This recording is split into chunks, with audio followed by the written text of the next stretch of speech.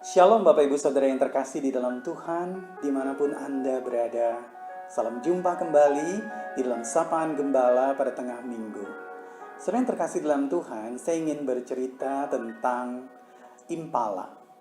Saudara, impala adalah seekor binatang yang luar biasa. Bagi Anda yang mungkin tidak familiar dengan binatang ini, impala adalah kira-kira bentuknya seperti rusa tapi lebih besar, dan dia memiliki dua buah tanduk kembar di atas kepalanya. Saudara, impala ini hidup di Afrika. Dan ada hal yang luar biasa dari impala ini, yaitu dia punya kemampuan melompat yang hebat sekali. Saudara, impala kalau dia melompat ke atas, itu tinggi lompatannya itu kira-kira 3 meter. Dan kalau dia melompat ke depan, itu jauh lompatannya, dia bisa cover itu sampai 9 meter. Jadi ke atas 3 meter, ke depan 9 meter. Saudara, luar biasa sekali. Tetapi uniknya, impala ini bisa ditaruh di dalam kebun binatang. Jadi dipakaikan di dalam dinding-dinding begitu ya, ditutup seperti itu. Impala itu bersama dengan kawan-kawannya, dia berada di dalam kebun binatang itu dan tidak lompat kemana-mana. Padahal dinding-dinding yang menjaga itu di kandang dari impala itu tingginya hanya 1 meter. Saudara, mengapa impala itu tidak melompat saja keluar? Bukankah kalau ke depan dia bisa lompat 9 meter? Bahkan kalau ke atas 3 meter. Kalau dikombinasikan, dia pasti bisa melepaskan diri dari kandang itu. Kenapa dia tidak keluar dari kandang itu? Saudara, jawabannya sederhana. Karena impala itu tidak akan melompat kalau dia tidak bisa melihat tanah atau tempat di mana dia mendarat.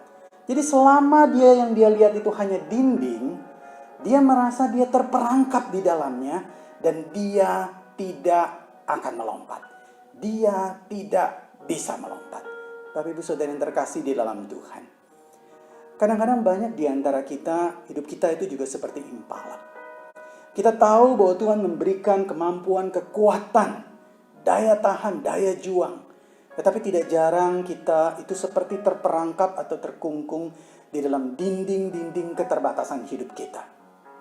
Kita menjadi lemah, kita menjadi tidak berdaya, kita menjadi seperti orang yang tidak berpengharapan karena kita tidak bisa melihat apa yang ada di depan. Seperti yang kita lihat itu semuanya hanyalah dinding-dinding yang membatasi hidup kita. Seperti tidak ada jalan keluar. Seperti tidak ada pengharapan.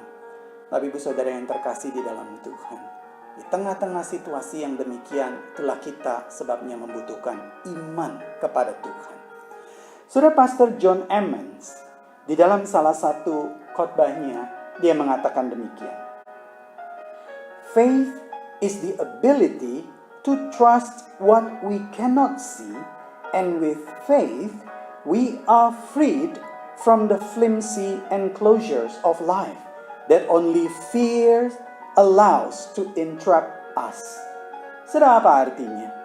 Iman adalah kemampuan untuk percaya pada apa yang tidak dapat kita lihat, dan dengan iman kita terbebas dari kungkungan-kungkungan hidup yang rapuh, di mana hanya ketakutan yang dapat membatasi kita di dalamnya.